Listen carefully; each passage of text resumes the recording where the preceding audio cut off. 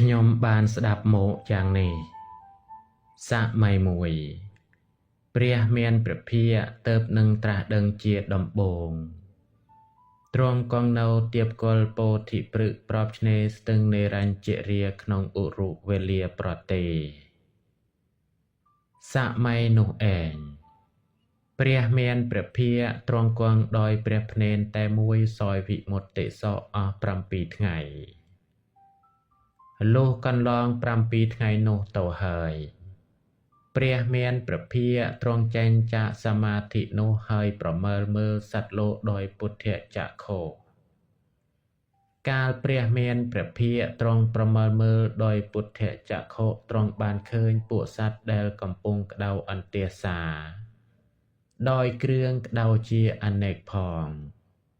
កំពុងឆេះររៀលដោយគ្រឿងឆេះររៀលជាអនេកផងដែលកើតអំពីរាគៈខ្លះកើតអំពីទោសៈខ្លះកើតអំពីមោហៈខ្លះលុះព្រះមានព្រះភិក្ខទ្រង់ជ្រាបច្បាស់សេចក្តីនោះហើយទើបទ្រង់បន្លឺឧទាននេះក្នុងវេលានោះថាសត្វលោកនេះមានសេចក្តីក្តៅអន្ទះសាត្រូវផាសៈគ្រប់សង្កត់ហើយរមែងពោលនៅខណ្ឌបញ្ចកៈដែលមានរោគថាជាខ្លួនព្រោះថាសំកិលឃើញដោយអាការៈណាខណ្ឌបញ្ចកៈនោះរមែងប្រែคล้ายទៅចាអាការៈនោះសត្វលោកជាប់ចំពាក់ក្នុងភពត្រូវភពគ្រប់សង្កត់មានការប្រែคล้ายជាធម្មតាតែងត្រេកត្រអាលនឹងភពសត្វត្រេកអរនឹងរបស់ណារបស់នោះជាភ័យខ្លាចចំពោះរបស់ណារបស់នោះជាទុក្ខមានតែបុគ្គលប្រព្រឹត្តមគ្គព្រហ្មចរិយនេះទើបលះបង់ភពបាន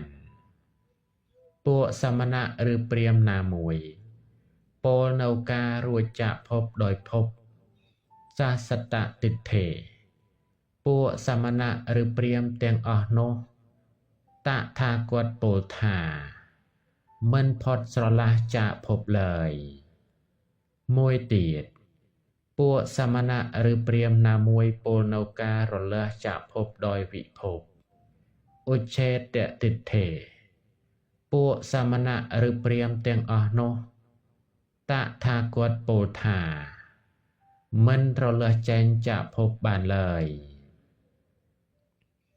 ព្រោះថាទុក្ខនេះកើតមានព្រោះអាស្រ័យឧបធិទាំងពួងការកើតទុក្ខមិនមានព្រោះអស់ឧបាទានទាំងពួងអ្នកចូលមើលលោកនេះចោះ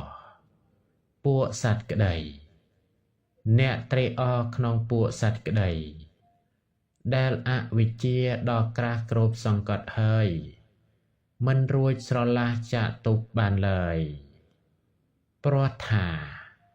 ភពណាមួយក្នុងទីទាំងពួងគ្រប់ទិសទាំងអស់ភពទាំងអស់នោះសុទ្ធតែមិនទៀងជាទុក្ខមានការប្រែប្រួលជាធម្មតាកាលបើបុគ្គលឃើញហេតុនោះដោយប្រាជ្ញាដ៏ប្រពៃតាមពិតយ៉ាងនេះហើយរមែងលះបង់ភវតណ្ហាមិនត្រេកត្រអាលចំពោះវិភវតណ្ហាឡើយការប្រាចាតវរេនិងការរលត់មិនសល់ព្រោះអស់តណ្ហាទាំងឡាយដោយសពគ្រប់ឈ្មោះថានិព្វានភពថ្មីក៏មិនមានដល់ភិក្ខុនោះអ្នករលត់ហើយព្រោះមិនមានឧបាទានភិក្ខុនោះបានគ្របសង្កត់មាទាំងឈ្នះសង្គ្រាមជាអ្នកនឹងធឹងកន្លងភពទាំងអស់បានបៃដកភាគ52ទំពើ189ដល់191